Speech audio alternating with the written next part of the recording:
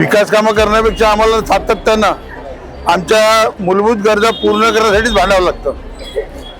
म्हणजे जर विचार केला तर आमच्या इथच्या गटर लाईन, या परिसरात गटर लाईनचा खूप मोठा प्रॉब्लेम आहे आणि त्याच्याकडे कुणाचंही लक्ष नाही, फंडही नाही।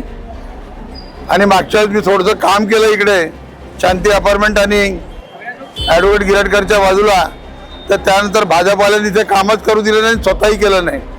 त्या जो माझ्या विरोधात उभा आहे भाजपचा उमेदवार, त्याच्याच माध्यमातून मी इथे काम करत होतो आणि जे कामं तो सांगायचा इकडचे ते कामं करत गेलो।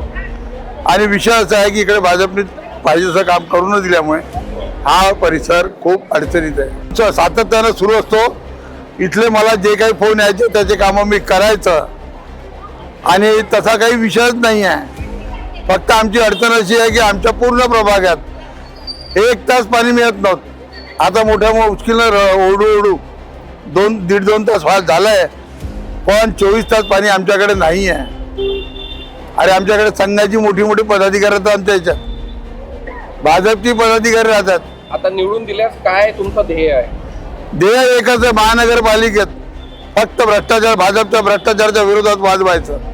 पाहिलं की भाजपकडून सतीश शोले उमेदवार होते, ते इथे नगरसेवक होते आणि ते आता प्रश्न आपल्यालाच करतात, यांनी विकास कामे केली नाही। त्यांनाच आपण विचारू शकतो, आपण तुम्ही काय केलं बा, तुम्ही जे प्रोपोगंडा करताय की भारतीय जनता पार्टीने काहीच कामं केले नाही, आपण त्यांनाच विचारू शकतो की तुम्ही काय इथे केलं। आणि तुम्ही आता उलट्या बोंबा मारता, चोराच्या उलट्या बोंबा असल्यासारखं काम आहे। स्वतः नगरसेवक 20 वर्ष नगरसेवक आहे, स्वतः म्हणतात कामच नाही झाले, कामं नाही केले, हे आपण त्यांनाच विचारायचा हा प्रश्न आहे। त्यांना थोडंसं तरी वाटायला पाहिजे की 20 वर्ष नगरसेवक विधानसभा लढलो आहे, कुठेतरी कार्यकर्ता सन्मान व्हायला पाहिजे। कार्यकर्त्याचा सन्मान होत नाही आहे। एखादा छोटासा कार्यकर्ता वर आणला असता त्याला निवडणूक लढू द्यायला पाहिजे। स्वतःच मी आणि मीच असं त्यांची भूमिका आहे। कधी काँग्रेसकडून लढतात, कधी भाजपकडून लढतात, कधी अपक्ष लढतात आणि फक्त मी आणि मी, माझा स्वार्थ, असा त्यांची भूमिका आहे। ते काँग्रेसमधून भाजपमध्ये आले, त्यांनी इथं आम्ही त्यांना निवडून दिलं, पण त्यांचा स्वतःची मनीषा खूप मोठी होती, त्यांना आमदार व्हायचं होतं, खासदार व्हायचं होतं, ते आम्हाला अर्ध्यात सोडून चालले गेले आणि म्हणतात की विकास केला नाही। कोण म्हणते विकास झाला नाही? तुम्ही पूर्ण प्रभागात फिरा, जिथे जागोजागी शेड झाले, जागोजागी मंदिराचे काम झाले, जागोजागी रस्ते झाले, विहाराचं काम झालं, इतके विकास काम आहे की आता विकासाची लिस्ट वाचली तर 2 तास लागेल आम्हाला। भ्रष्टाचार करू यांचेच फोटो मोठे झाले आहे की नाही? भ्रष्टाचार करू यांचेच फोटो मोठे झाले आहे। सन्माननीय दक्षिण नागपूरचे आमदार मोहनजी मते यांच्या नेतृत्वात, त्यांच्या मार्गदर्शनावर आम्ही सर्व कार्यकर्ते काम करतो।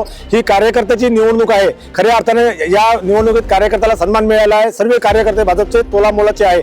यांनी नगरसेवक नसताना, प्रशासक राज असताना जे कामं केली, जे नागरिकांच्या लक्षात आहे ते आणि म्हणूनच नागरिकांचा उत्स्फूर्त प्रतिसाद आम्हाला मिळत आहे। जनतेचा आशीर्वाद या वर्षावर आम्ही प्रचंड बहुमताने निवडून येणार। फुले साहेबांना सल्ला देऊ, आता रिटायरमेंट झाली आहे, आपण जशी गाडी जुनी होते आपण तिला बाजूला सारतो,